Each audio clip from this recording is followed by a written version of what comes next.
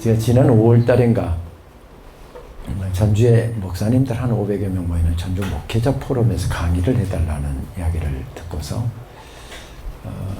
하루 종일 앉아서 강의 준비를 하는데 강의가 안 풀리는 겁니다. 그러다가 우연히 이 시를 한 편 읽었습니다. 이종록 시인의 단추를 채우며라고 하는 시집이고요. 눈에 넣어도 아프지 않을 것들의 목록이라고 하는 2017년도 박재삼 그 문학상을 받은 시집입니다. 이런 내용의 시예요. 남자 옷은 오른쪽 옷섬에 단추가 달려있다. 여자 옷은 반대로 오른쪽 옷섬에 단추구멍이 파여있다. 여러분 잘 따라오고 계시는 거죠? 남자들은 단추가 오른쪽에 달려있고 단추구멍이 왼쪽에 파여 있습니다. 여자는 반대로 오른쪽에 구멍이 파여 있고 단추가 왼쪽에 달려 있습니다. 여러분 이것 때문에 고민해 보신 적 있으세요? 이것 때문에 막 기도해 본 적 있나요? 우리는 전혀 고민도 안 하는데 시인은 이것 갖고 고민을 한 겁니다. 왜 남자는 오른쪽에 단추가 달리고 여자는 왼쪽에 단추가 달렸을까? 시인의 탐구력이죠. 시가 이렇게 이어집니다. 누구는 자운의 발달 차이 때문이라고 했다. 누구는 하인이 채워주기 쉽도록 기부인의 단추가 옮겨갔다고 했다. 모래밭에서 단추 찾듯이 동서양 복식 발달사를 다 뒤졌다. 동서고금의 민화와 동굴벽화도 살펴보았다. 뒤죽박죽이었다. 칼천병사와 말달리는 전사를 보고야 알았다. 젖물리는 여인의 눈물 젖은 단추를 만나고야 무릎을 쳤다. 남자는 외너리에 찬 긴 칼을 재빨리 뽑기 위해서, 여자는 보채는 아이에게 젖 물리기 쉽도록 단추를 매단 것이었다. 내 수컷이 단추처럼 작아졌다. 내 단추구멍은 죽음의 묘혈, 여자 것은 살림의 숨구멍이었다. 남자들 반성을 좀 많이 해야 되겠죠? 전혀 반성하는 표정이 없긴 하지만 시가 이렇게 이어집니다. 무지개는 하나님의 단추, 너무 커서 테두리만 산마루에 걸쳤다. 왼쪽 옷섬에 낫달이 떠있다. 아득히 멀지만 별의 단추구멍도 수없이 오른편에 뚫려 있으리라. 초록 물방울 단추에서 밤하늘을 우러른다. 밤낮으로 젖을 물리느라 옷섬 여민족 없는 은하수 저 포대기 젖 마를 일 없으리라. 시인의 상상력은 작은 단추구멍에서 무엇을 생각나게 만듭니까? 어머니의 단추구멍을 생각나게 만듭니다. 어머니의 단추구멍, 왼쪽에 달려있는, 오른쪽에 달려있는 이유가 어머니는 젖을 물리고 생명을 쌓는 생명의 품이기 때문에 단추가 이쪽에 달렸다는 겁니다. 그런데 시인은 어머니의 생명의 품을 보여주다가 뭘로까지 확대시키고 있습니까? 하나님의 품을 보여주고 있습니다. 그는 산마루에 걸쳐져 있는 무지개를 뭘로 보고 있는 거죠? 그걸 하나님의 단추구멍으로 보였습니다. 엄마 품이 크고 엄마의 사랑이 크다고 하지만은 엄마의 단추구멍은 이렇게 조그만데 조그마잖아요. 그런데 하나님의 단추구멍은 이렇게 크다. 지금 너무 커갖고 우리 눈에 다 안 들어옵니다. 이 단추구멍이 이렇게 되겠죠? 시인은 지금 뭘 보여주고 있습니까? 먼저 어머니의 사랑의 품을 보여주다가 하나님의 사랑의 품을 보여주고 있습니다. 이게 시인의 상상력이죠. 보지 못하는 것을 보게 하는 것이 시인이다라고 하는 거. 그럼 먼저 시인이 보아야 되겠죠.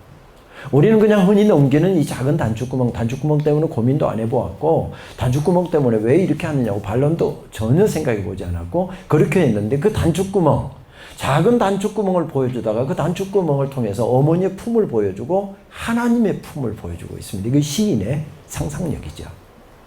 이게 바로 월터 브루그만, 개인적으로 제 선생님입니다만은, 월터 브루그만 선생님이 시인은 설교자는 시인이 되어야 된다라고 하는 이야기가 그 이야기죠. 정확히 표현하면 finally comes the poet이니까 결국 마지막에는 시인이 온다. 최근에 책 번역이 그렇게 됐지만 더 정확한 번역은 드디어 마침내 시인이 온다라고 이렇게 번역해서는 안 되고 결국 마지막에는 시인만 남는다. 무슨 이야기죠?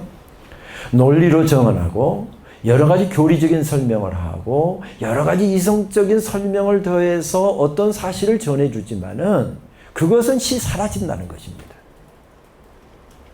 그것은 사람들을 감동시키고 사람들로 하여금 울게 만들고 사람들을 회복시키는 그런 것은 되지 못하지만 시인의 상상력, 어머니의 품을 보여주고 있고 하나님의 품을 보여주고 있는 이런 시인의 상상력은 마지막까지 결국 남게 된다는 겁니다. 그래서 설교자는 결국 시인이 되어야 된다.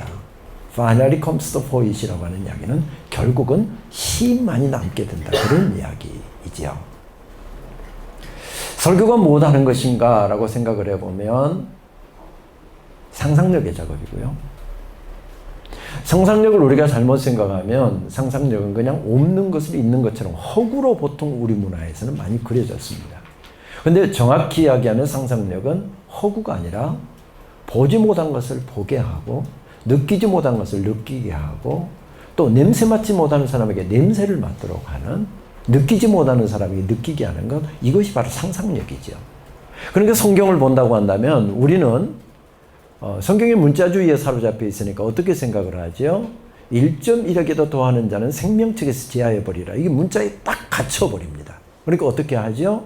여기 무슨 성경이 없는 이야기를 조금이라도 해석을 설명을 덧붙이게 되면 1.1을 더하는 것으로 그렇게 생각하고 장로님들도 제가 실제로 경험한 겁니다. 성경에 어디 그런 이야기가 있습니까? 이렇게 나옵니다. 성경에는 1점만 더해도 생명책에서 제하여버리라 했는데 왜 이단 비스름하게 합니까? 장로님들이 이렇게 공식적으로 저희한테 항의하는 것을 보았습니다. 어느 때였는가 하면 이 설교를 하면서 에스더서에 에스더가 모르드게를 찾아간 거 이걸 좀 상상력을 동원을 해서 또 제 영역이니까 그렇게 했습니다.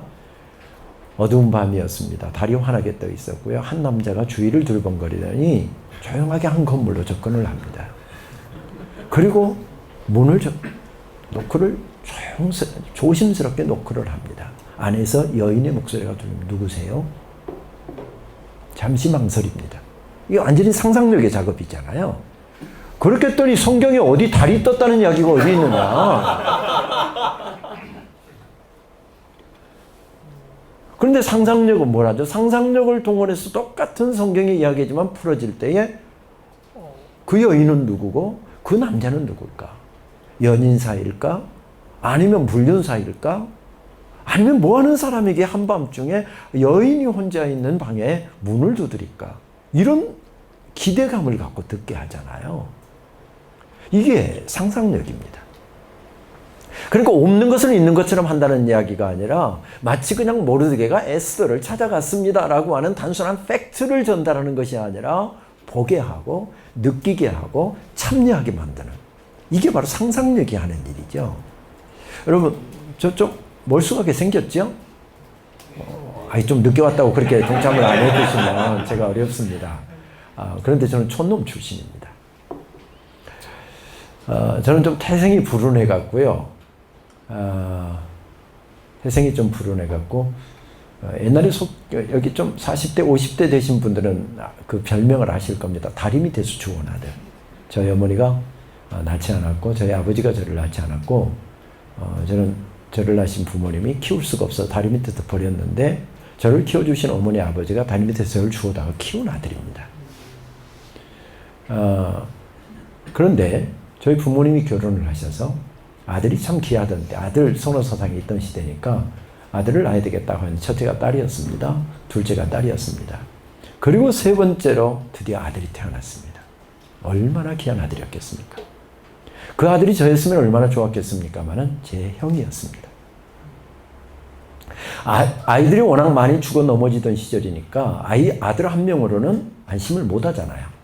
그래서 아들을 하나 더 낳으려고 낳았는데 딸이었습니다. 잘 쉬고 계시죠? 딸이었습니다. 딸을 넷을 낳고 그 다음에 7번째로 낳은 아들이 저였습니다. 그래서 제가 얼마나 귀했겠습니까? 저희 누이들이 저를 한번 안아보려면 커미션을 내야 되겠고요. 줄을 서야 했고요. 먼저 안아보려고 뭐 가지고 있는 선물들 주고 해갖고 순서 바꾸고 제가 그런 존재였습니다. 근데 그게 딱 5년밖에 가지 않았습니다. 저희 어머니 41살 나이 때 정말 늦둥이 아들을 낳았는데 제 남동생이 5년 터울로 태어난 겁니다. 근데 어머니가 영양이 부족하던 시절이니까 뭐 늦둥이 늦게 가졌지 또 뭐 힘든 일 하시면서 영양 섭취 제대로 안 하지. 그러니까 아이를 낳는데 아이가 조금 눈만 땡그랬습니다.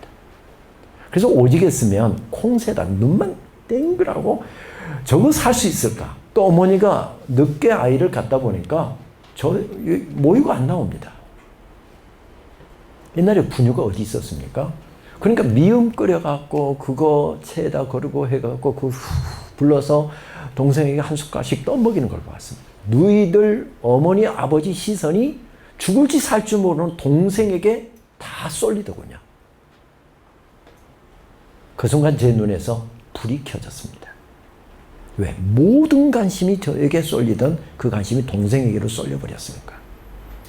너희들이 잠깐 동생을 놔두고 어디 빈 사이면 저는 베개를 들고 동생을 내려치면서 너는 왜 태어났니? 왜 태어났니? 그렇게 동생을 때리면서 못된 짓을 좀 했던 것 같습니다. 그랬더니 바로 저희 집안에서 다리 밑에서 좋은 아들로 전락이 되고 말더군요. 간단했습니다. 네 엄마는 고등어 장수야, 갈치 장수야.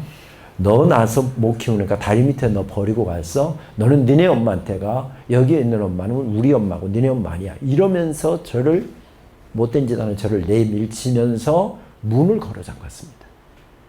뭐 5살, 6살 이때니까 뭐 알겠습니까마는 막 악을 쓰면서 누이들한테 대들었고 막 마치 문짝을 부술듯이 문짝을 두들기면서 아니야 그랬습니다. 그런데 어머니가 동생을 재워놓고 옛날에는 그렇지 않은데 동생 태어나고 나서 엄마 품을 뺏기고 난 다음에 못된 짓은 골라서 하고 있으니까 잘 때면 꼭 어머니가 저를 꼭 끌어안아서 재워주셨습니다. 그래서 저는 그때부터 어머니 가슴에다가 손을 넣지 않으면 잠을 이루지 못했습니다. 혹시 엄마 품을 동생에게 뺏길까 싶어서 그 초등학교 6학년까지 어머니 젖가슴을 만지면 잠이 들어요. 제가 그런 사람입니다. 초등학교 6학년까지 엄마 가슴 만졌다 하니까 뭐 쟤네 아이고 징그러워 그러는데 이종록 시인이 본래 어머니의 지혜를 그의 시에다가 담는 시인이잖아요. 그냥 아무 거침없이 어머니가 지나간 말로 한 거 그 시에다 담아내서 그 인생의 깊고 깊은 지혜를 우리들에게 알려주는 시인인데 시인은 지금 작은 단축구멍 하나 뭘 하다가 뭘 보여주는 거죠? 어머니의 품을. 저는 적어도 이 시를 읽으면 시가 감동이 되었던 것은 이 시를 읽는 순간 저는 바로 오랫동안 잊어버리고 있었던 어머니의 품을 떠올리게 만들었습니다. 바로 설교가 상상력의 작업이라고 하는 이야기가 바로 이런 이야기죠. 설교는 무엇인가를 떠올리게 하는 작업인데 그렇게 하려고 하면 설교는 엄밀한 의미에서 상상력의 작업이라는 것입니다. 보지 못하는 세계를 보게 만들고 잊어버렸던 세계를 다시 떠올리게 만들고 그리고 느끼지 못하고 살아가는 사람들에게 느끼도록 만들어주고 상상력에 철저하게 작업이라는 거죠. 중요한 것은 보이지 않는 세계를 볼 수 있게 하고 만질 수 없는 세계를 만질 수 있게 만들고 참여할 수 있도록 만들어주고 경험할 수 있도록 하는 작업이 설교라고 본다고 한다면 그러니까 현대 설교학은 완전히 패러다임 자체가 바뀌었습니다. 1970년대 이후로 설교학에서 보통 추구하던 것이 내가 알고 있었던 정보를 전달했습니다. 하나님이 어떤 분이신지, 복음이 무엇인지, 교회가 무엇인지 이런 정보를 전달하는 그러니까 당연히 변증적이고 어떤 사실을 증명해주고 예수님이 부활하신 이유, 예수님이 부활의 산 증거 이런 사실들을 설교가 변증하고 증거해 주는데 강조점을 두었습니다. 영어로 한다고 한다면 어떻게 할까요? To teach. 이것이 설교의 목적이었습니다. 내가 가지고 있는 정보를 지금 정보를 알지 못하고 있는 사람들에게 트랜스미트 시키는 거 이것이 설교의 목적이었습니다. 그런데 1970년대 이후로 되었던 어떤 패러다임의 시프트가 일어났는데 설교의 목적이 달라졌습니다. 그때부터는 설교의 목적이 to experience. 예를 든다고 한다면 홍해가 갈라질 수 있었던 과학적인 증거들, 예수님이 부활하신 과학적인 증거들, 이런 증거들을 막 대서 믿지 못하는 사람들에게 옛날에는 이걸 증명해주고 믿을 수 있도록 교리적으로 설명해주고 이런 것이 설교의 목적이었다고 한다면, 그래서 교인들은 잘 못 믿고 있어요. 알지 못하고 있어요. 설교자는 다 알고 있어요. 그걸 내가 알고 있는 지식을 트랜스미트하는 것입니다. 그러니까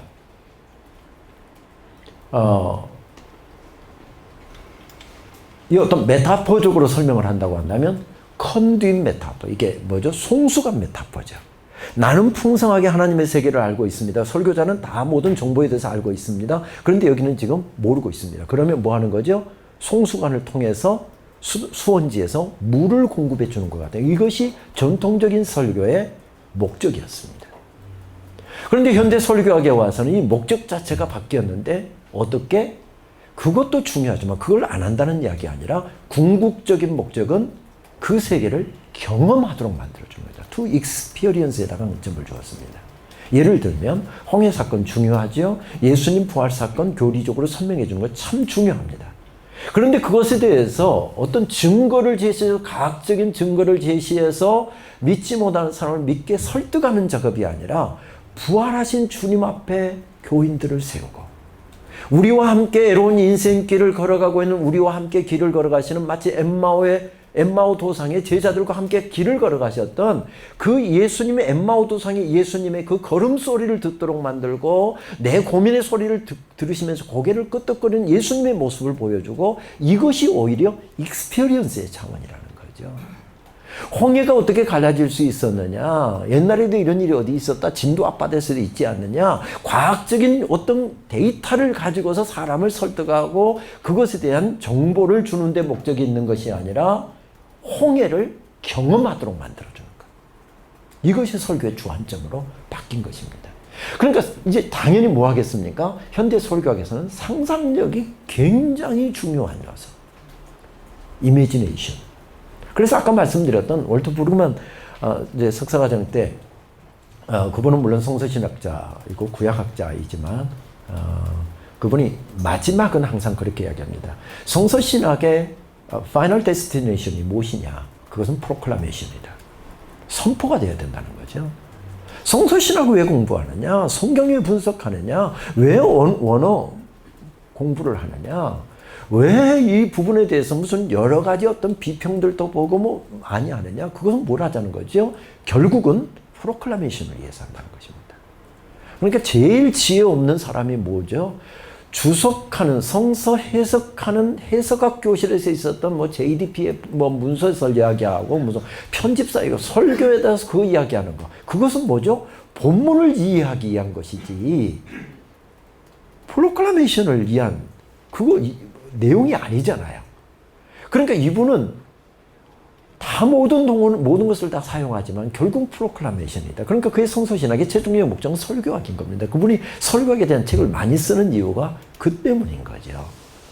그래서 계속해서 강조하는 것은 이런 사실을 강조하면서 본문에서 언더라인, 우리가 흔히 아는 이야기잖아요. 성서신학에서 이 언더라인, 그냥 문맥 그대로 읽지 말고 언더라인을 읽어라. 비트윈 더 라인을 읽어라. 지금 라인 속에 나타나지 않지만 숨어있는 그 비하인드 라인을 읽어라. 이걸 계속 강조하고 매주 하나씩 페이퍼를 냈는데 주석 페이퍼죠.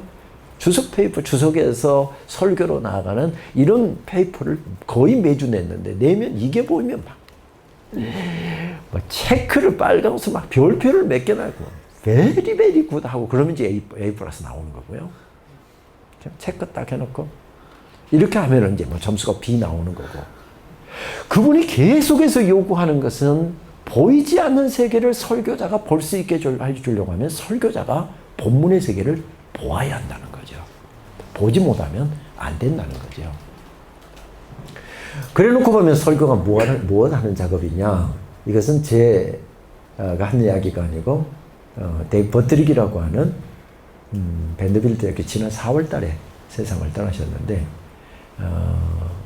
데이브 버트릭이라고 하는 학자가 그 책 가운데 했던 이야기고 또 이걸 유진 나우리가 인용을 해서 그 책 제목으로 했기 때문에 좀 알려진 표현입니다만은 설교가 무엇이냐?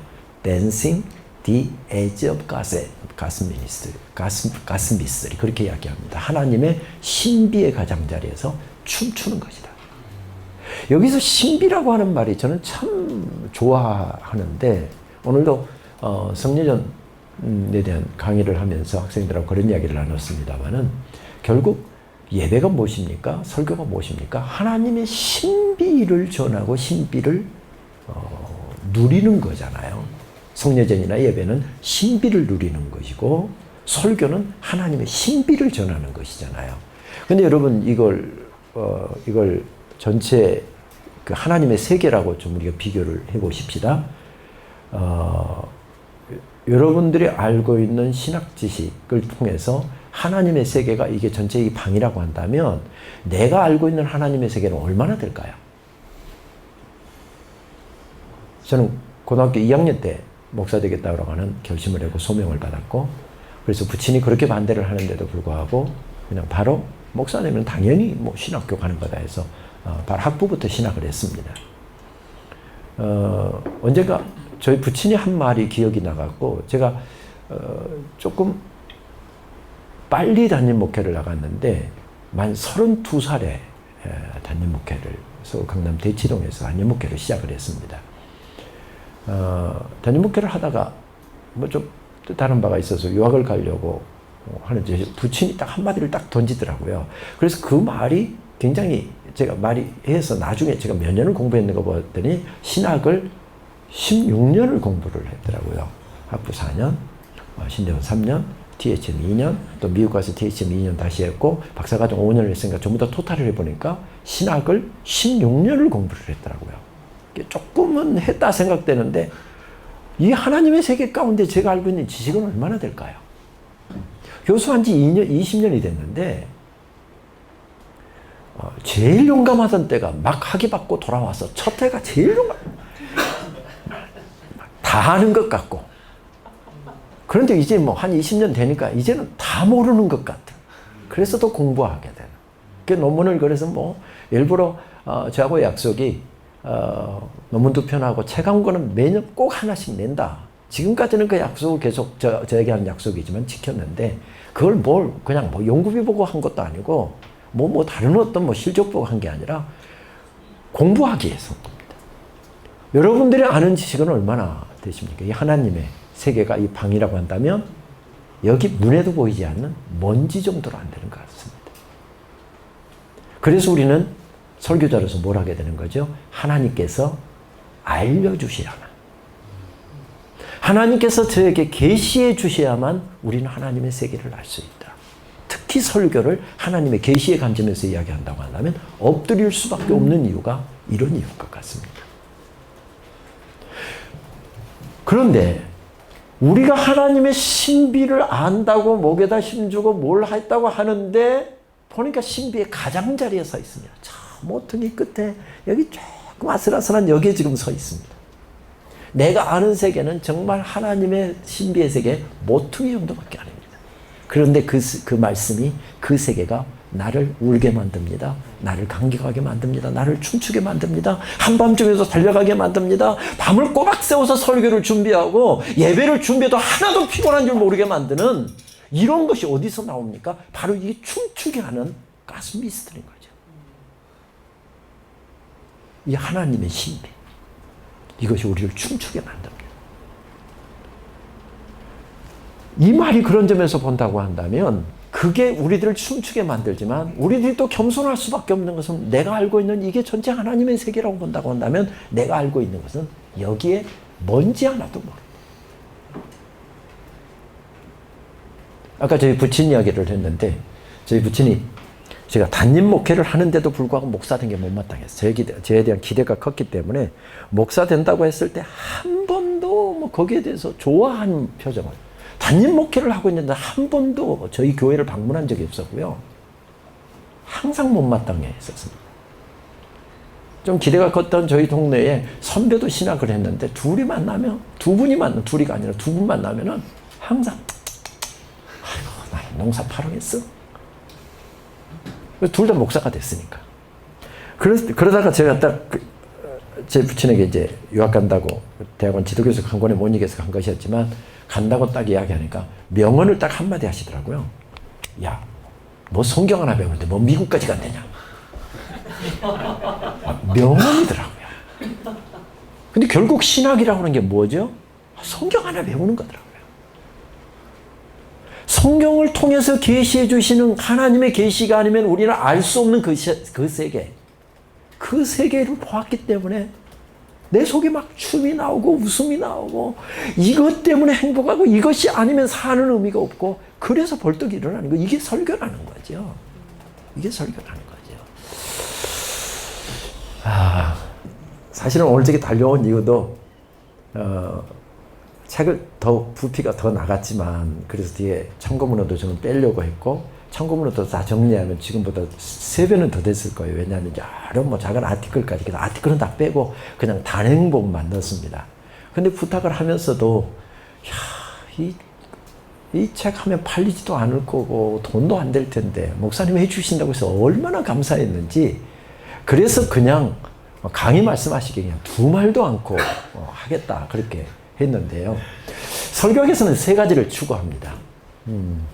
what에 대한 것이고요, how에 대한 것이고, that이라고 하는 최근의 설교학의 경향입니다. 사실은 지금까지는 이 2가지를 왔다 갔다 했습니다. what은 무엇일까요? 강해 설교처럼 성경을 성실하게 강해하고 또 성경 말씀으로부터 하나님의 말씀을 추출해내고 그리고 그 말씀을 어떻게 전할 것인가. 이 부분이 what에 대한 내용이라고 한다면 그렇게 발견한 말씀을 어떻게 전할 것인가. 설교학의 역사를 가만히 살펴보면 설교학은 이게 계속 진작처럼 왔다 갔다 하면서 어느 때는 what을 강조했고 어느 때는 how를 강조했고 계속 이렇게 왔다 갔다 합니다. 적어도 한국교회에서는 저는 이 what을 강조하는 분위기 속에서 살았습니다. 그리고 그런 것을 가지고 갔는데 미국에 와서 제 지도교수들이 what이 중요하다. 그 what, 하나님의 말씀이 들어가면 영혼이 살아난다. 가정이 바뀐다. 인생이 바뀐다. 사람이 바뀐다. 나라가 바뀌고 사회가 바뀐다. 그렇게 중요한 말씀이 그런데 전달되어야만이 하나님의 말씀이 되고 폴틀리의 이야기죠. 전달되지 않는 설교는 설교가 아니다. 폴틀리 그렇게 이야기했잖아요. 아무리 좋은 what이라 할지라도 그것이 전달되지 않으면 설교가 아니다. 설교라고 하는 것은 서재에서 완성되는 것이 아니잖아요. 그렇죠? 예배에서 완성되는 것도 아닙니다. 어디서 완성되는 것입니까? 삶의 자리에서 완성되는 것입니다. 그러니까 내가 멋진 설교를 준비했다고? 아닙니다. 그 설교가 선포돼야 되고 선포했다고 해서 설교가 끝났다고 안심하고 주일날 저녁에 와서 릴렉스하면서 한일전 보고 11시까지 이렇게 보고 계시는데 거기서 설교 사역이 끝난 게 아니잖아요. 설교 사역은 어디서 끝나는 것입니까? 삶 속에서 그것이 말씀이 embodiment, 구현이 될 때 그때 바로 설교가 끝나는 것이라고 이야기할 수 있을 것입니다. 그러니까 설교는 how가 중요한 거죠. how가.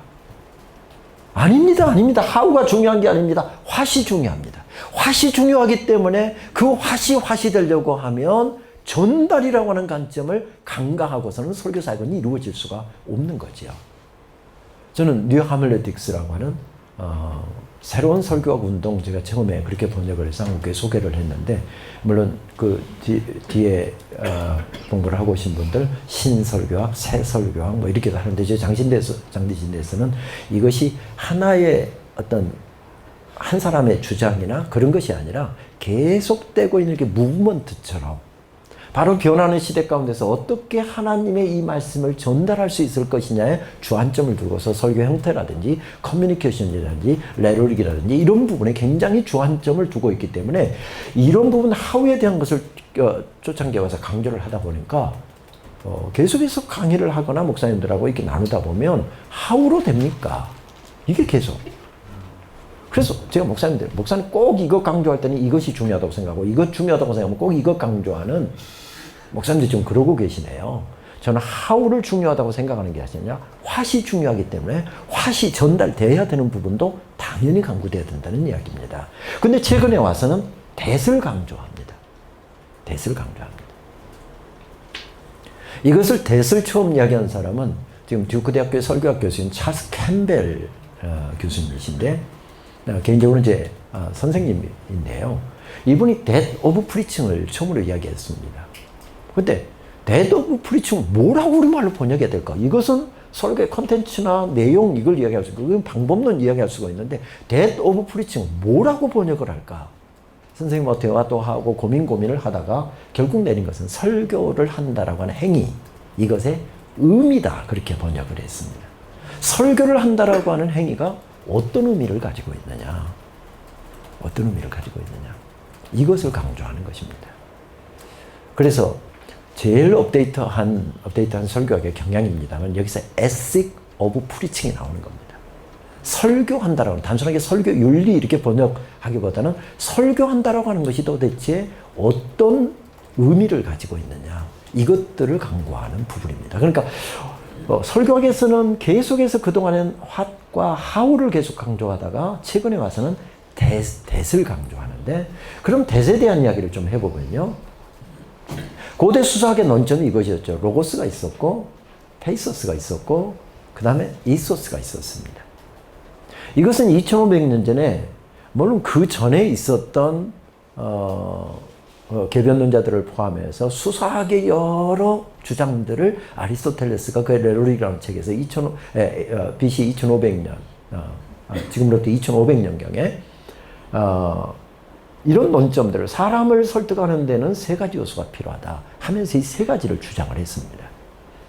어쩌면 설교 사역이라든지 설교의 역사에서도 이 관점을 놓칠 수가 없더라고요. 이 화스에 대한 이야기는 이제 여기서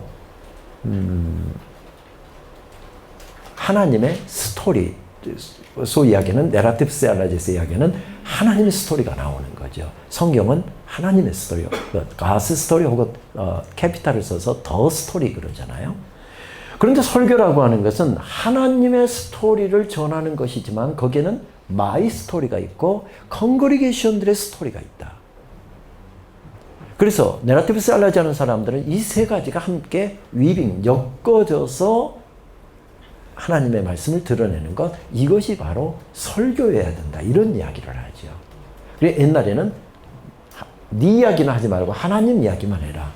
제 선생님이었던 저희 교단에서는 설교학의 토대를 닦아주었던 정장국 교수님께서 계속 강조하는 것은 네 이야기 하지 말고 하나님 이야기, 성언 운반 인력, 그 마음을 가지고 계속 그걸 강조하셨습니다. 근데 저는 이제 그분보다 훨씬 늦게 가서 좀 최근 경향을 공부하다 보니까 와서 반란을 좀 일으켰습니다. 그분은 네 이야기 하지 마. 근데 저는 네 이야기 해. 뭐 이름도 못 들어보면 19세기에 미국의 뭐 발음도 자기도 안 되고 교인들도 들어도 기억 안 되는 그 이야기 하지 말고 네가 경험했던 것, 네가 보았던 하나님의 세계, 네가 삶 속에서 마주쳤던 그 하나님의 역사, 이것을 통해서 하나님의 스토리를 전해라.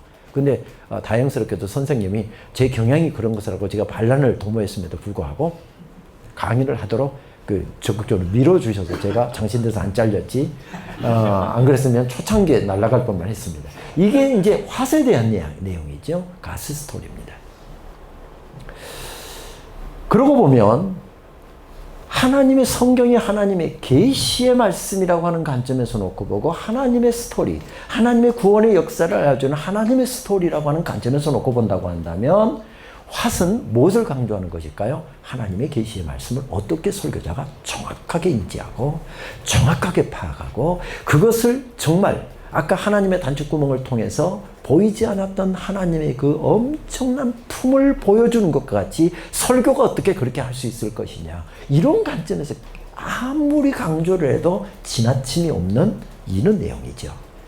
그러니까 그런 점에서 본다고 한다면 조금 이따 우리 좀 이야기를 되겠지만 한국교회 설교의 역사를 보게 되면 한국교회 거의 130년 역사를 놓고 보면 거의 100년 동안은 주제 설교의 포인트였습니다.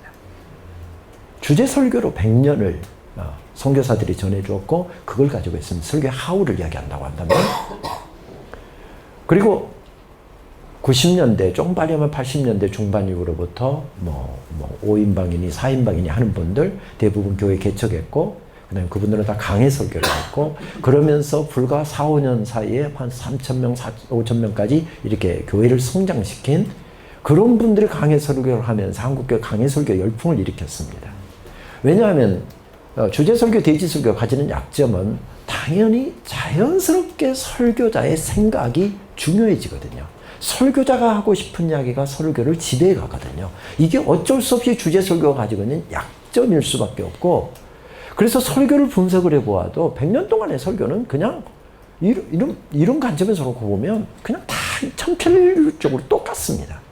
신학 진학을 계속해서 뒤져보면 선교사들의 설교, 한국교회 설교 전문도 아니지만은 패턴이 똑같습니다. 성경 본문하고 아무 상관없는 주제와 연결되고 있고요. 그러니까 성경이 말하고 있는 것이 아니라 성경은 한 단어하고 연결되거나 연결이 안 될 수도 있고 결국은 성경 본문을 읽어놓고 내가 하고 싶은 이야기를 담는다는 거 그게 약점이었습니다. 그런데 100년 동안은 그런 구조를 하고 있다가 30년 동안 그러니까 그렇게 해서 시작된 강해 설교 흐름들이 우리나라에서 1980년대 후반 혹은 90년대 초부터 왕성하게 하는 강해 설교 운동은 이걸 강조한 거죠. 본문이 뭘 말씀하고 있느냐. 본문성을 강조한 것입니다. 이 화세에 대한 것은 아무리 강조해도 지나침이 없는 텍스트의 중요성이 대두가 되는 거죠. 설교하면서 텍스트에서 정확히 설교가 듣지 않는다고 한다면 자연히 자기 사상 전달이 되고 자기 관념 전달이 되고 자기 이데올로기를 전달하는 이런 것이 될 수밖에 없습니다. 그런 점에서 본다고 한다면 이 화는 자연히 중요해질 수밖에 없는데요. 그러면 이제 그 다음에는 하우가 중요해지겠죠. 여기서 설교 형태론이 나오고 설교 전달론이 나오고 커뮤니케이션이 나오고 여기서 어떤 문화에 대한 연구 문화는 사람이 만들지만 문화를 먹고 문화를 숨쉬면서 그 사람들은 문화를 만들지만 문화에 의해서 영향을 받는 것이 사람입니다. 건물도 마찬가지죠. 윈스턴 처칠이 이야기했지만 사람이 건물을 만들지만 건물은 사람을 형성한다. 그런 이야기를 하잖아요. 그런 것처럼 현대 문화를 우리가 만들고 우리가 하지만 그 문화가 우리를 지배하고 우리에게 영향을 끼칩니다. 그러니까 그런 문화에 의해서 영향을 받는 사람들은 당연히 메시지를 주고받고 의식 컨셔스니스가 영향을 받을 수밖에 없으니까 문화에 대한 연구로 기결이 될 수 있겠죠. 그 다음에 또 하나는 것은 설교의 언어에 대한 내용입니다. 어떤 언어, 아까 상상력에 대한 이야기를 했고 이야기에 대한 이야기가 벌써 딱 나왔는데 그 스토리에 대한 이야기가 나왔는데 어떤 언어로 전달할 것인가 이런 점들이 중요한 요소로 대두가 되게 되는 거죠.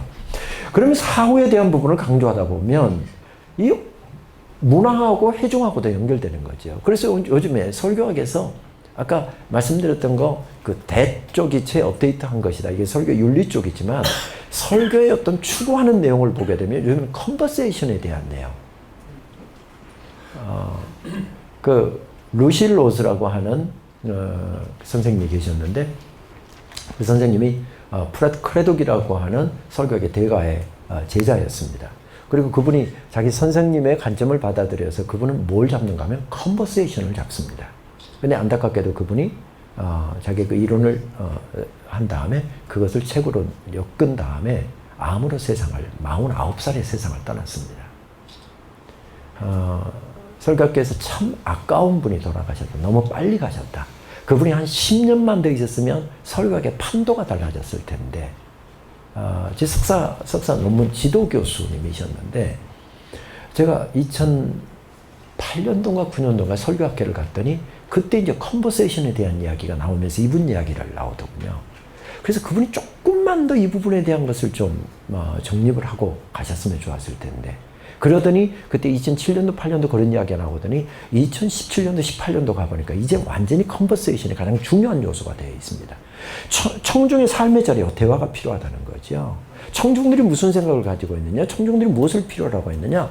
그러니까 설교자가 일방적으로 이야기하는 것이 아니라 회중들과의 대화를 통해서 회중들을 고려해서 메시지가 주어져야 된다. 이것이 하우에 대한 내용으로 작용을 합니다.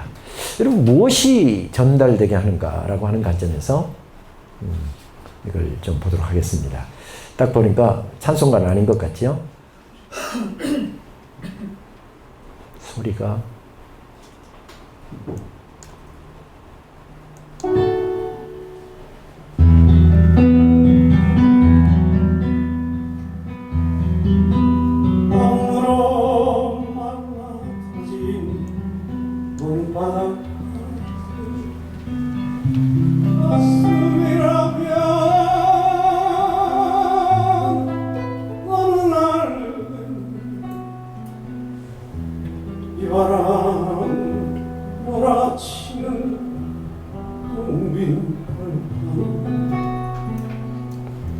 홀로서 솔나무 같은 마음이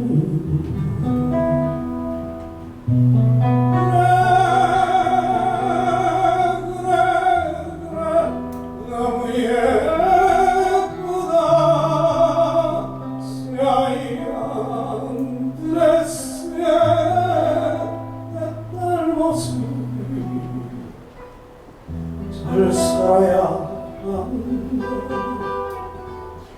행복해야 한다 내 미소와는 그가 뿐이다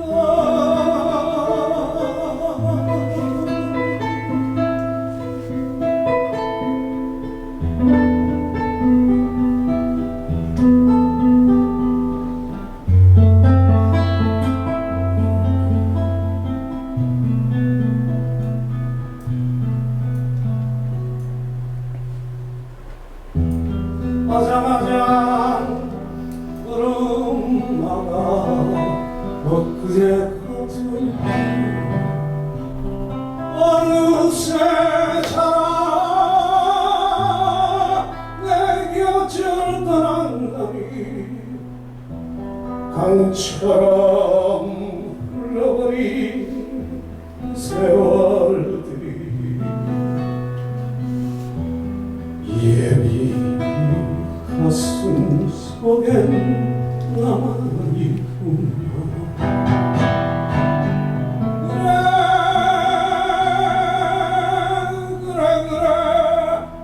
울지 마라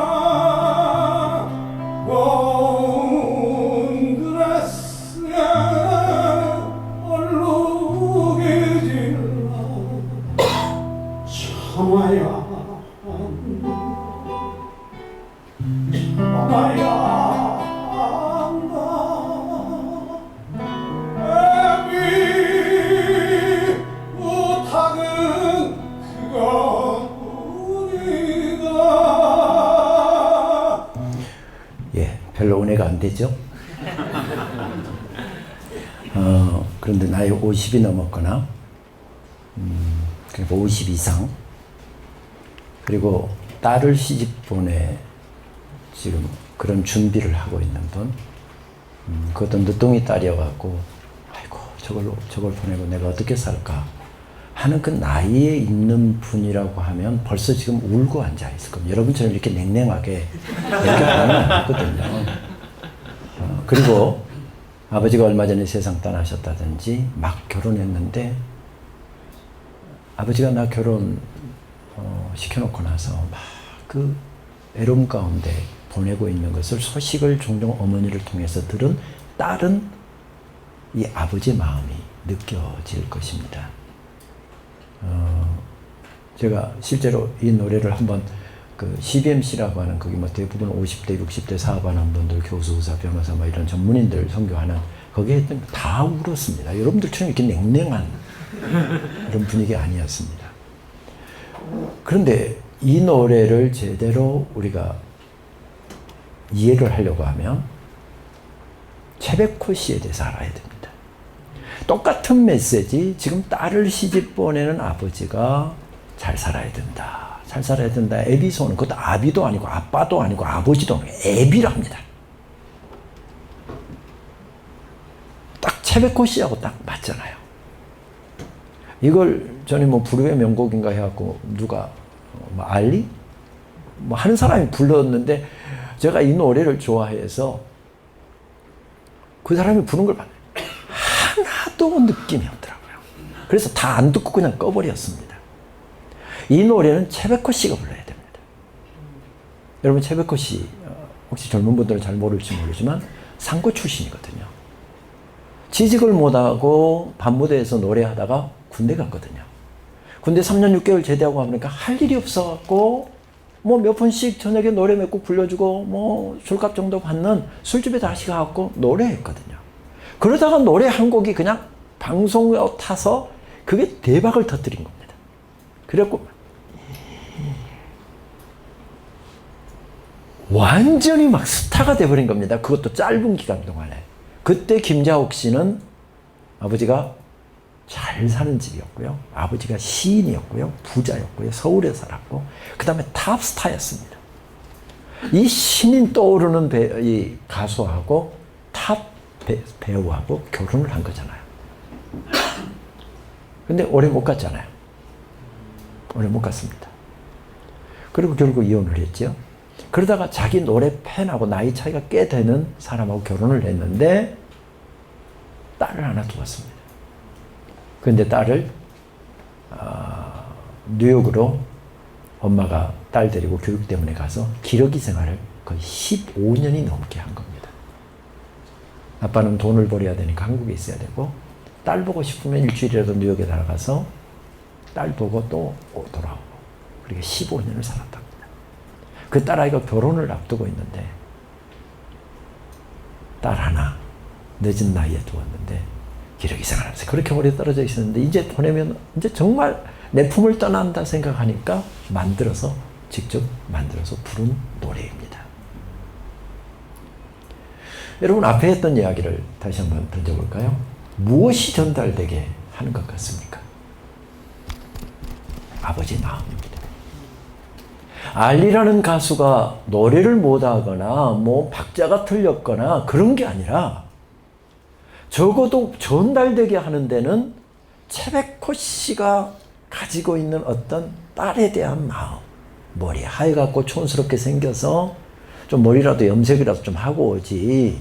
저는 뭐 강의하러 왔으니까 저번에 텔레비 차잖아요. 이건 저는 뭐 텔레비 안 타니까 그냥 저는 편한 대로 하고 다니지만 머리 그냥 하얀 상태로 시골 아버지처럼 그렇게 나와서 부르는 그 아버지의 마음으로 부르기 때문에 저게 감동이 되는 거겠죠.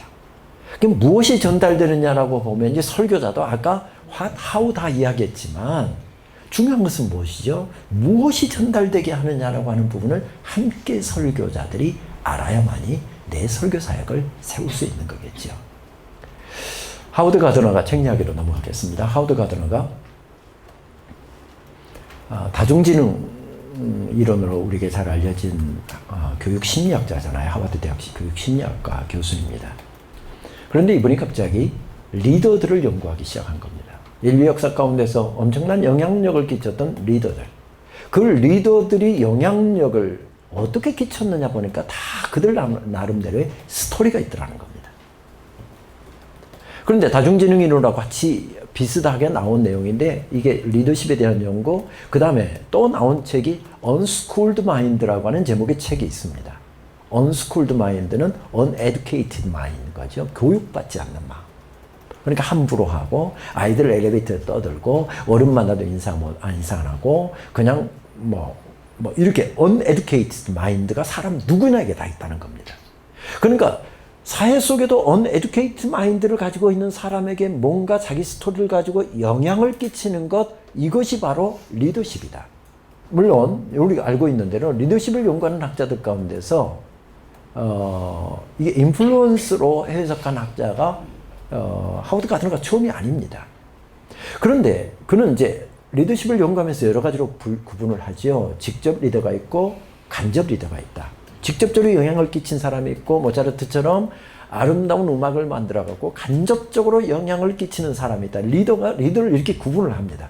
아무튼 그 구분한 것은 별로 중요하지 않지만 리더들의 특징을 보게 되면 두 가지가 특징적인 게 있더라는 거죠. 하나는 자기들만의 고유한 스토리가 있더라. 그리고 영향력을 크게 끼친 사람일수록 그 스토리를 더 새롭게 해서 전하더라. 그렇게 스토리가 가서 전해지게 되면 언스쿨드 마인드 속에 이 스토리가 가서 그들을 터치를 하게 됐을 때 그들의 마음이 열리고 그들이 새로운 세계를 보게 되는 이런 일이 일어나는데 이게 바로 리더다. 이렇게 이야기를 합니다.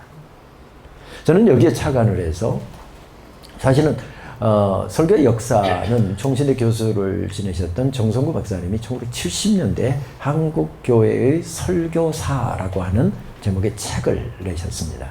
초기는 참 충실하게 하셨다 그랬는데 해방 전까지 충실하게 하셨고 해방 후에는 박영룡 박사라든지 몇 분들만 그냥 논문 썼던 걸 끼워놨지 그 이후로는 잘 제대로 안 돼 있었습니다. 단편적으로는 많이 이루어졌지만 언젠가는 누군가 좀 작업을 해야 될 일이다. 근데 워낙 방대한 일이어서 엄두를 못 내고 있다가 어떤 계기가 돼서 하게 되었습니다. 그런데 이걸 시작하면서 어떻게 그냥 평이하게가 아니라 저는 설교자가 누구냐? 설교자는 자기가 전해야 될 어떤 메시지를 갖고 있는 사람이다. 스토리를 갖고 있는 사람인 거죠. 근데 그 스토리를 어떻게 새롭게 전달해 줄 것인가. 아까 what이 있었고 how를 생각하는 사람들의 관점에서 놓고 본다고 한다면 그 스토리를 어떻게 그 시대 사람들이 듣도록 전할 것인가가 굉장히 중요한 관점이라고 하는 이런 포인트를 가지고서 한국교회 130년 설교자들을 한번 연구를 해보자. 사실은 욕심을 부려서 더 많은 사람을 다루고 싶었는데 이게 페이지라고 하는 그래서 아예 1, 2, 3권 낼까 휴 올드라고 하는 사람 프린스턴 연구소에 프린스턴 신학교 말고 프린스턴 대학 말고 프린스턴 연구소에 있는 휴 올드라고 하는 사람이 지금까지 8권의 책을 냈습니다. 8권은 현대 그것도 책도 깨알 같은 것이로 이 정도로 두께인데 8권을 냈습니다. 그건 물론 전 세계 설교 역사니까 그렇습니다. 그 전 세계를 중국, 일본 다 하다 보니까 한국도에서 한경림 목사님이라든지 김창인 목사님이라든지 몇 사람들 한국 설교자도 물론 영어로 돼 있지만 그 한국을 직접 와서 그분들하고 인터뷰하고 그렇게 해서 정리하기도 했는데 8권이니까 좀 욕심을 내볼까 하다가 아무래도 중요한 설교자들 아까 그 관점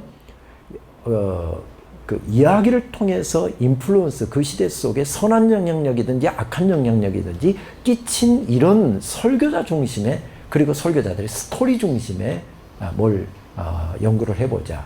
그렇게 제안을 뒀던 것은 또 한 가지가 있었습니다. 쭉 연구를 해보니까 자료에 한계가 있는 겁니다.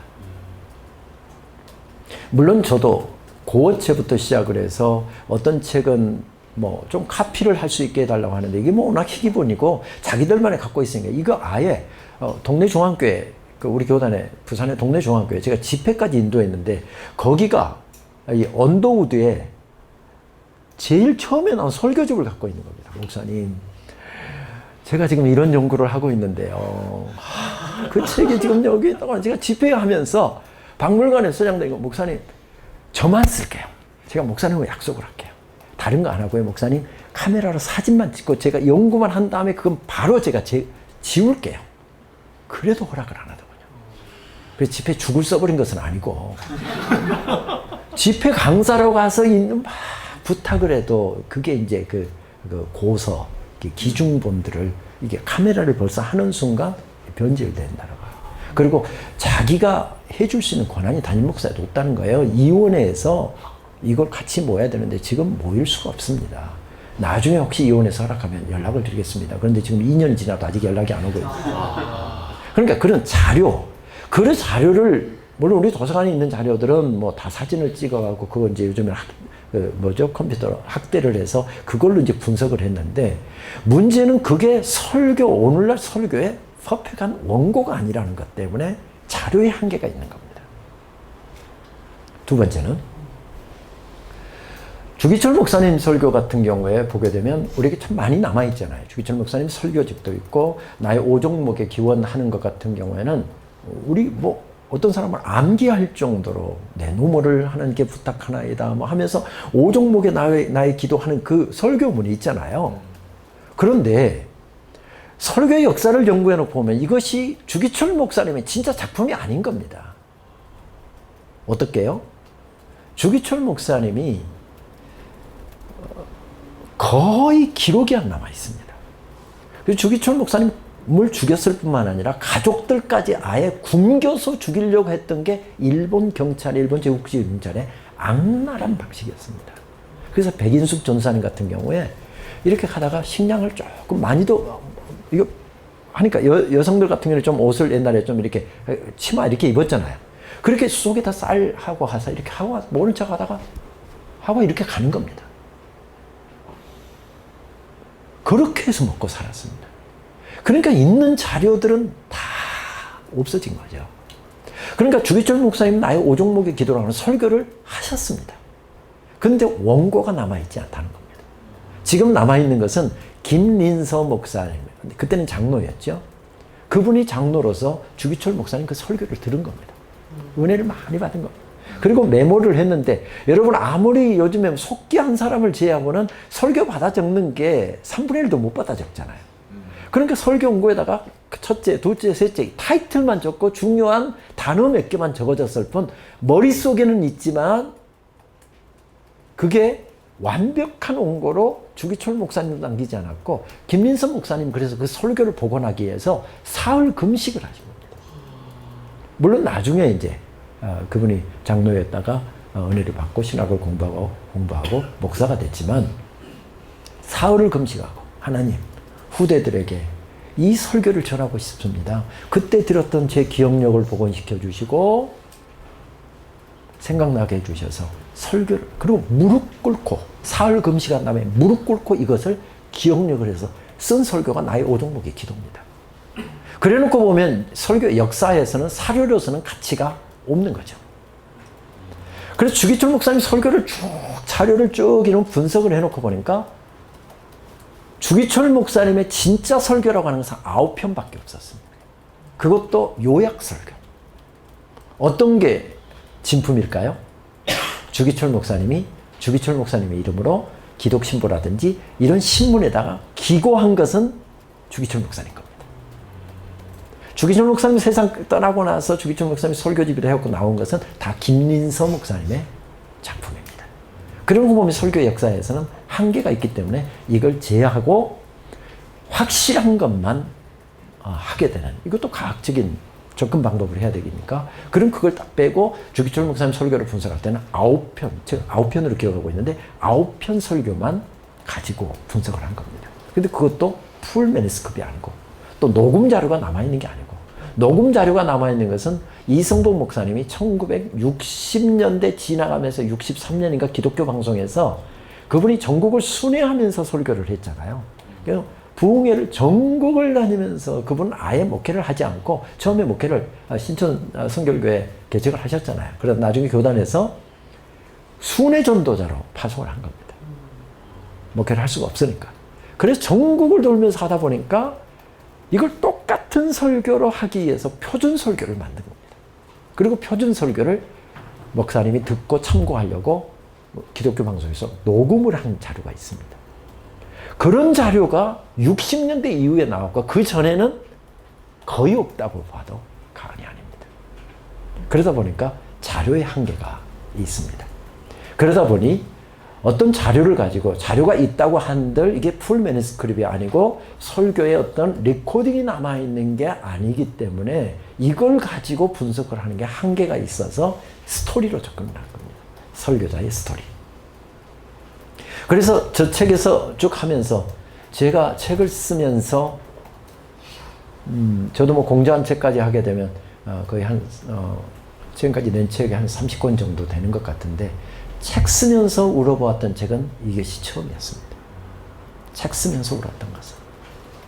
왜? 설교자들의 이야기를 들으면서 너무 가슴이 또 너무 하나님 앞에 부끄럽고요. 이 어려운 시대에 이렇게 설교 사역을 감당했던 선배들이 있었고 그렇게 해서 한국교회가 세워졌고 그렇게 해서 우리들에게 그 복음이 전해졌는데 내 사는 모습이 내 모습은 너무 부끄럽구나. 두 가지 때문에 울었던 적이 있습니다. 특별히 저를 울게 했던 설교자들은 여러분 그 목차에 보면 있습니다만 전덕기 목사님. 우리나라의 독립운동을 전적으로 했던 분이죠. 헬금 밀사를 상동교회 담임 목사님이었는데 상동교회에서 그 청년들을 파송을 했잖아요. 그리고 완전히 거기서는 독립운동을 했고, 의열단이라든지 그게 다 그 상동 그 지하에서 나와서 결성이 된 다음에 만주로 가고 중국으로 가고 그렇게 해서 독립운동을 하면서 끝까지 항거했다. 그리고 나중에 백오인 사건으로 끌려 들어가서 얼마나 두들겨 맞았는지, 나중에 늑막염에 걸려갖고 도무지 이제 거동을 못하게 되니까 병보석으로 끌려 나왔어요. 그런데 요즘 같으면 이거 뭐 수술하고 이거 뭐 농 제거하고 하면 되는데, 옛날 같으면 수술 뭐 이게 제대로 안 되니까 그냥 누워서 지내고 주일날 설교하고 일주일 내내 누워있고 이랬던 거예요. 그리고 나중에는 전덕기 목사님 같은 경우에 아예 설교를 할 수가 없어서 누워있고 부목사님이 설교를 하고, 부목사님의 설교를 들으려고 창문 좀 열어라, 사택문 다 열어놓고, 그런데 그때 이제 막 복막염이 고름이 차서 계속 그러니까 여기다 구멍을 뚫었는데, 이게 몸을 옷으로 새니까 이걸 안 새게 이쪽으로 하게 하려고 버드나무 잎사귀를 따오라고 버드나무 잎사귀를 말아서 그 상처 고름 나오는 데다가 받아서 이렇게 해요. 마지막 주간을 그렇게 보냈던 전덕기 목사님. 그러니까 우리나라 초기에 아주 독립운동의 절대적인 공신인 거죠. 애국지사님이 지금 있고요. 그리고 또 한 분은 이용도 목사님. 우리가 아시는 대로 이용도 목사님은 감리교 목사님인데 딱 3년 동안 부흥회를 인도하시다가 전국을 돌면서 부흥회를 했는데, 나도 좀 집회를 많이 인도를 했는데 그 짧은 기간 동안에 이렇게 엄청난 역사를 일으켰는가, 나는 뭐하고 있는가 싶을 정도로 정말. 그리고 그분의 뭐가 심우원이었잖아요. 하나님께 맡기고 변명하지 않는다. 그래서 나중에 이단으로 정제되잖아요.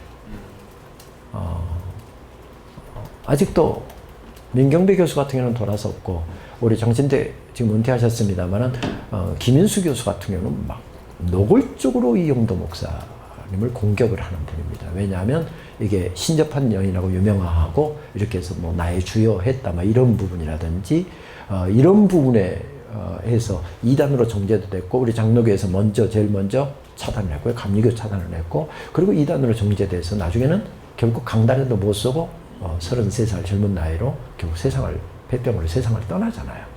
감리교에서는 물론 보온을 시켰지만 그분의 그 주님 사랑, 그리고 뜨거운 열정과 기도, 이것이, 그러면서 마지막에 그런 부분에서 변명하자고 주님이 아시면 되지.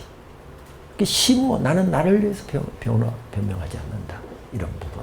그래서 여러분 이용도 목사님 부분은 꼭 한번 읽어보셨으면, 전덕기 목사님하고 좀 읽어보셨으면 좋겠고, 그 다음에 세 번째 울게 했던 사람이 신석구 목사님입니다. 여기 감리교 목사님들 계시죠? 감리교 목사님 안 계십니까?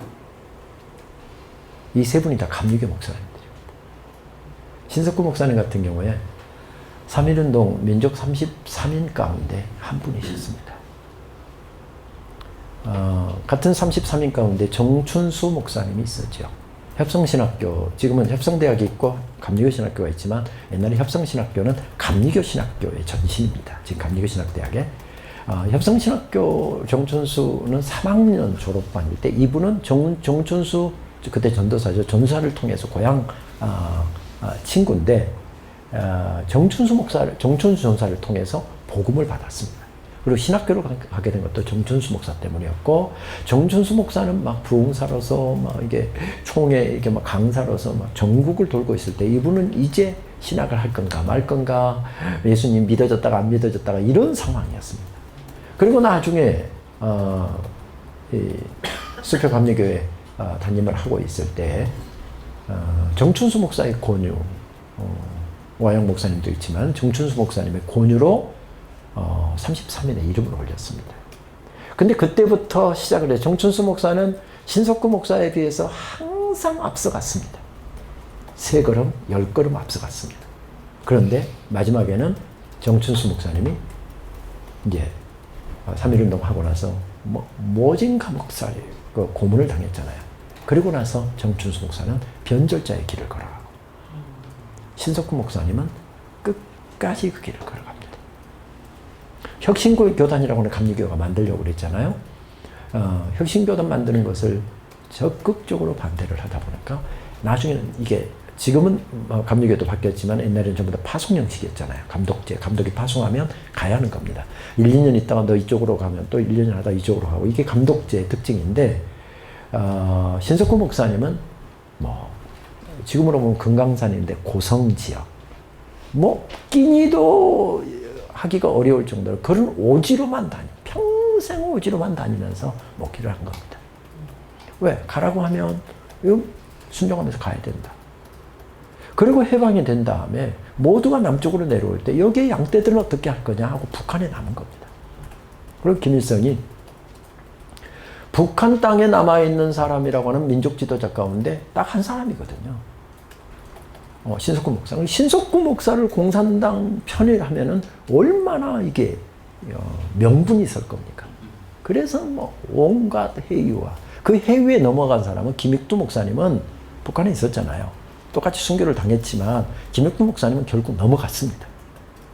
넘어가서 3.1운동 해방 후에 3.1절 예배가 있을 때에 끌려가고 그들이 준 원고를 읽다가 나중에 보니까 이게 도저히 아니겠다 싶어서 한참 읽다가 그냥 다른 걸 해갖고 결국 끌려갔고 그런 다음에 김익두 목사님도 나중에 공산군에 의해서 순교를 당하지만 신석구 목사님은 끝까지 협조를 거부하다가 평양 교화소에 갇히게 되죠. 지금은 교도소죠. 그래갖고 이게 9.28 인천 상륙작전에서 하고 이제 유엔군들이 밀고 돌아올 때 평양을 압록강까지 밀렸잖아요. 그러니까 평양을 떠나면서 제수들을 다 죽여갖고 깊은 샘에다 다 매장을 하고 가버린 겁니다. 신석구 목사님은 지금 동작동 국립묘지에 가면 그 묘가 있는데 감염입니다. 시신은 못 찾았습니다. 그 사모님은 자녀들을 다 내려보내면서 마지막 배, 그것도 미군들이 특별 배를 해서 마지막 배, 이거 하면 이제 못 내려간다. 이제 1.4부 때 시작될 때요. 그랬는데도 남편 시신을 못 찾았기 때문에 나는 여기서 남편과 함께 있겠다. 사모님은 결국 북한에 남아서 혼자 결국 세상을 떠나시고 자녀들이 민남으로부터 내려오셨습니다. 그런데 그렇게 오지로 다니다 보니까 아들이 해주에서 직장생활을 했나 해주에 있었는데 둘째가 셋째 아들이었답니다. 근데 아들이 결핵에 걸려갖고 해주에 있는 병원에 기독병원에 입원해 있다가 결국 세상을 떠났습니다. 그런데 이쪽에서 해주까지 가는 기차 값이 없는 겁니다. 그래서 아들이 죽었다는데 아들 장례식을 아버지가 참석할 수가 없었습니다. 그러니까 둘이 갈 수 없으니까 당신이 가라. 나는 또 여기 설교도 주일날 설교도 있고 하니까 사모님이 가겠습니다. 그러다가 몇 년 후에 신석구 목사님이 해주 지방에 집회를 인도하러 갔답니다. 집회가 없는 오후 시간에 조금 그 지역을 좀 이렇게 산책을 하는데 공덕묘지가 있더래요. 공덕묘지를 이렇게 쭉 걸어가다가 한 묘를 보니까 전혀 가족들이 이게 공덕묘지 가보면은 잘 가족들이 관리한 묘가 있고 전혀 안 된 묘가 있잖아요. 그 묘지에 가서 가족들이 참 무심하기도 하다. 이렇게 세상을 먼저 떠났는데 가족들이 돌보지 않는구나. 참 무심한 가족들이다. 하고 가서 이렇게 가까이 가서 묘비를 보니까 그 묘비가 자기 아들 묘 겁니다. 그리고 신석구 목사님은 거기서 묘비를 끌어안고 통곡을 했다. 이런 내용들. 그러니까 그 스토리들을 읽어보면 그러면서 하나님의 말씀을 전했다. 그 설교 역사는 설교자들의 이야기로 전부 다 채웠습니다. 그리고 이제 최근에 근대로 와서 설교자들의 설교 특성, 설교 신학 이런 것들을 분석하려고 했지만 앞에 부분은 선교사들도 그렇고 대부분이 똑같은 구조였다. 그래서 아까 이야기했던 부분은 이제 이런 설교의 역사를 이야기하고 하는 것은 뭐죠? 우리 시대의 설교 사역을 잘 감당하기 위한 것입니다. 그들이 어떤 스토리를 전했느냐? 가스 스토리를 전한 거죠. 그리고 그들은 우리보다 교육도 많이 받지 못했고 현대 설교신학을 공부한 것도 아니고 어떤 커뮤니케이션에 탁월한 이론을 공부한 것도 아니고 그런데 그들이 복음을 전하려고 하는 열정 하나, 이런 헌신 하나, 또 정말 이 교회를 사랑하는 마음, 그거 하나, 그것을 통해서 그 시대를 그 스토리로 덮어갔더라는 것입니다. 교육 수준으로 보면, 또 우리가 살고 있는 삶의 수준으로 보면 우리는 그때보다도 몇십 배, 몇백 배 잘 살고 있는 거고 몇백 배 더 많이 알고 있고 많은 것을 누리고 있는데 이제 이런 스토리들을 대하면서 중요한 것은 오늘 우리 시대의 설교 사역을 어떻게 감당할 것이냐라고 하는 부분이 가장 중요한 관점이어서 마지막 장에는 그냥 저의 고민을 설교 역사하고 어울리지 않지만 이 설교 역사는 역사로 끝나야 되나? 제 관점은 왜 과거를 회고하는 이유가 무엇입니까? 과거를 돌아보는 이유가 무엇입니까? 여기에서 교훈을 얻고 이 선배들의 열정, 선배들의 삶, 선배들의 어떤 열정을 가지고 어떻게 오늘의 시대 속에 이 사역을 감당할 수 있을 것인가의 고민이었기 때문에 마지막 장은 선교 2세기 어떻게 설교 사역을 감당할 것인가. 제 아들도 지금 신대원 3학년 공부를 하고 있는데 저번에 심리학을 전공할 때 목사가 되겠다고 어떤 과목을 하면 좋겠느냐 그래서 저한테 추천을 좀 해달라고 그래서 심리학, 사회학, 커뮤니케이션 몇 가지를 추천을 했더니 아빠 그러면 심리학을 하고 커뮤니케이션을 부전공을 하겠습니다. 목사 되겠다고 그 과목을 선택하더니 이제 시간이 가면 갈수록 그렇다고 뭐 아이가 뭐 복음에 대한 열정이 이게 약해진 것은 아닌데 아빠 나는 하루도 감이 아닌 것 같아요. 감이 아닌 것 같아요. 지금 미국에서 신학을 하고 있으니까 여름에 잠깐 만났는데 이제 3학년을 나가는데 아직도 그러길래 제가 그랬습니다. 네 나이 30이다. 인생 망설이고 방황하고 그렇게 살기엔 너무 짧다. 네 나이 아빠는 안수를 받았다. 그 나이에 막 한 영혼 부여잡고 밤 꼬박 세워도 아빠는 피곤한 줄 모르고 그 열정을 아빠 달렸다.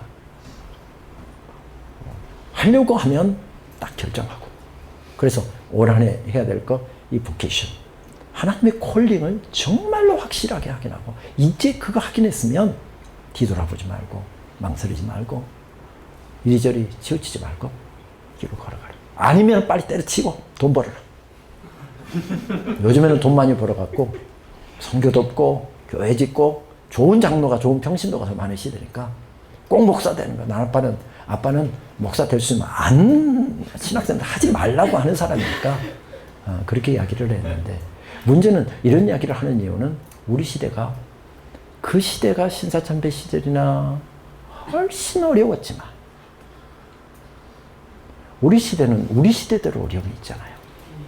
문제는 그 어려움 배고프고 서럽고 죽임을 당하고 6.25 때문에 일제 신사참배 때문에 어떤 신앙의 박해 때문에 그렇게 고통 가운데서도 설교자들의 주님을 향한 열정, 복음에 대한 열정 그리고 영혼을 구원하려고 하는 그 열정으로 그 시대를 하나님의 이야기로 덮었더라는 이야기죠. 그럼 문제는 오늘 우리는 물질적으로 부유해졌을지 모르지만 그때에 비해서는 시대가 훨씬 악해졌고 복음의 능력이 약화되었고 나 자신부터 시작해서 계산이 많고 생각이 많고 잔머리가 많이 쓰고 이 순수함이 사라져버린 시대.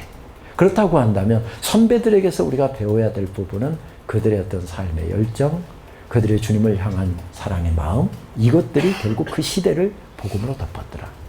더 어려운 시대, 물질적으로는 훨씬 또 어떤 여러 가지 면에서는 훨씬 좋은 시대를 살아가고 있으나 이 복음을 전달한다고 하는 관점에서는 복음에 대해서 정말 적대적인 시대를 살아가고 있는데 이 시대 속에서 어떻게 이걸 전할 것인가. 현대 설교학은 계속해서 이것을 고민합니다. What, 그 다음에 How, 그리고 That. That을 이야기하면서 That은 이렇게 이야기를 하지요. 설교가 가지고 있는 신학적인 의미, 설교 행위가 가지는 윤리적인 차원을 이야기하면서요. 이렇게 이야기합니다. 저항의 공동체다 결국은. 이게 저항하면 굉장히 옛날에 군사 독재 시대는 저항의 공동체 이거 이야기하면 바로 이게 끌려가기 딱 좋은 단어잖아요. 근데 설교도 저항의 행위입니다. 예배도 저항의 행위입니다. 어떻게 해요? 여러분 생각해 보세요. 얼마 전에 올터 브루그만이 안식일은 저항이다 했잖아요. 영어 원제가 Sabbath as the resistance입니다. 이게 저항으로서의 안식일, 주일 이런 뜻이죠. 다 여름이니까 다 애들 데리고 물가로 놀러 갑니다. 가을이니까 단풍이니까 꽃 피었으니까 다 꽃 구경 가고 단풍 구경 갑니다. 왜? 토요일날 주일날 안 놀면은 뭐 갈 수가 없거든요. 그리고 토요일날 하루 가기는 너무 작거든요. 오고 가는 길이 너무 막히거든요. 그러니까 이틀 잡아야 돼요. 그런데 그리스도인들은 꽃구경 가는 것이 정말 가고 싶고 아이들 데리고 놀이터 가고 싶고 놀이동산 가고 싶고 바닷가 가고 싶고 계곡 가고 싶지만은 그거 안 가고 주일날 하나님께 나는 예배하겠다라고 나가는 행위 자체가 뭐라는 이야기죠? 저항의 행위라는 거죠. 저항이라고 하는 말이 다르게 산다라고 하는 이야기죠. 모든 사람들이 다 이 길을 걸어가고 있지만 나는 하나님께서 원하시는 이 길을 발견했기 때문에 나는 이 길을 가겠다라고 하는 행위가 바로 저항이잖아요. 월트 브루그만 그렇게 이야기하는 것이 아니라 아까 말씀드렸던 찰스 캠벨이라고 하는 학자도 제가 번역한 책입니다만은 Word Before Powers, 세상의 권세 앞에 서서 어떻게 하나님의 말씀을 전할 것인가라고 하는 이런 부분인데 여기서 설교를 뭐라고 이야기하면 저항의 행위, 그것도 Non-violent resistance라고 이야기합니다. 비폭력적인 저항의 행위다. 그렇게 이야기를 합니다. 결국은 저항 공동체를 우리가 지향하는 거죠. 결국 설교한다는 것이 무엇입니까? 세상과 다르게 살고, 세상과 다르게 돈을 벌고, 세상과 다르게 돈을 쓰고, 세상과 다른 길을 걸어가는 것, 이것을 형성해 주도록 하는 그런 의미가 담겨 있다. 이게 저항 공동체인 거죠. 그런가 하면 기업 공동체입니다. 사람들은 자꾸 잊어버립니다. 옛날 것은 묻어버리고 지금에 매몰되고 지금의 어떤 즐거움과 이것에 매몰됩니다. 그런데 성경은 계속해서 기업 공동체를 명하십니다. 그래서 월터 브루그만 같은 경우에 Evangelism in the Biblical Perspective라고 하는 제목의 책 가운데 보게 되면 우리말로 뭐라고 번역됐죠? 그 책 가운데 보게 되면 하나님께서는 계속해서 이스라엘 백성들에게 기업 공동체를 명하셨다. 그렇게 이야기를 합니다. 그런데 기업 공동체를 명하실 때 하나님께서는 반드시 그들에게 선물을 주셨다. 만나라고 하는 선물을 주셨고 가나안이라고 하는 선물을 주셨고 구름 기둥과 불 기둥이라는 선물을 주셨고 하나님의 특별한 구속의 은혜라고 하는 선물을 주셨고 선물을 주시고 나서 항상 그들에게 요구하셨던 것은 기억하라. 내가 누구인지 너희가 누구인지 그리고 너희가 어떻게 이 길을 걸어왔고 어떻게 구원을 받았고 어떻게 너희가 여기 서 있는지 이것을 기억하도록 기억 공동체를 명하셨다는 것입니다. 설교한다라고 하는 행위가 뭐 하는 것입니까? 기업 공동체를 세워나가는 것입니다. 기업 공동체. 사람들은 바쁘고 일이 힘들고 또 뭐 취직이 힘들고 돈 벌기가 힘들고 하다 보니까 자꾸 잊어버립니다. 또 잊어버리지는 않았지만 희미해집니다. 희미해지지 않지만 거기에 대해서 매너리즘에 빠져서 감동이 없습니다. 이 감동이 없는 사람들을 설교는 뭐 하는 거죠? 계속 깨우는 거죠. 깨우는 겁니다. 마치 겨울새가 복효곤 시근이 그렇게 이야기하잖아요. 겨울새는 나무 가지에 있어서 눈꽃이 피었는데 나무가 이것이 자기 꽃인지라고 착각하고 있을 때 착각하지 말고 자꾸 쪼아서 깨운다. 이게 겨울새의 사명이다. 복효곤 시인이 그렇게 노래를 하는데 야, 참 어떻게 이게 얼음꽃이 핀 가지에 새가 앉아 있는데 그걸 보고 시인의 상상력은 또 겨울새의 그 사명을 이야기하더군요. 꽃 피우는 것을 잊어버리고 잎사귀 키우는 것을 잊어버리고 마치 있는 화려한 눈꽃이 자기 꽃인 것처럼 착각하고 있는 사람에게 자꾸 겨울새는 깨우는 것이다. 그런 점에서 보면 기업 공동체를 명한다라고 하는 게 이걸 새롭게 생각해. 하나님께서 우리를 위해서 뭘 하셨는지, 하나님께서 어떻게 역사하고 계셨는지 이것들을 계속 깨우치는 작업이 바로 기업 공동체를 명하시는 그것인 거죠. 그리고 결국은 회복 공동체인 겁니다.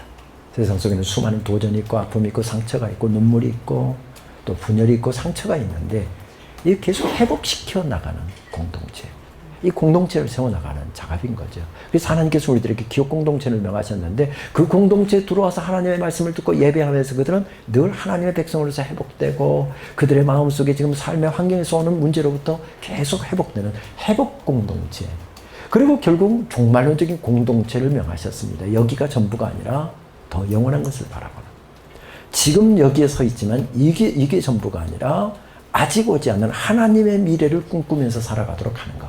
어쩌면 설교자들이 한국교회 설교 역사 가운데서 만나게 되는 수많은 그 강단의 거성들 같은 경우에는 여기를 꿈꾸고 이것이 전부라고 생각했던 사람들은 무너져 내렸죠. 그들의 삶은 결국은 변질되는, 아까 말씀드렸던 정춘수 목사님과 같이 그분도 감독이었고 우리나라 대표하는 우리나라 감리교를 대표해서 일본 감리교하고 이렇게 병합하려고 했을 때 그분은 총독부에서 하는 크고 작은 행사마다 다 초청을 받아서 갈 정도로 한국 감리교를 대표하는 수장으로 평생을 삽니다. 그런데 왜 해방이 되냐고요. 이렇게 잘 먹고 이렇게 떵떵거리고 잘 살고 있는데 왜 해방이 돼버리냐고요. 그랬던 사람입니다.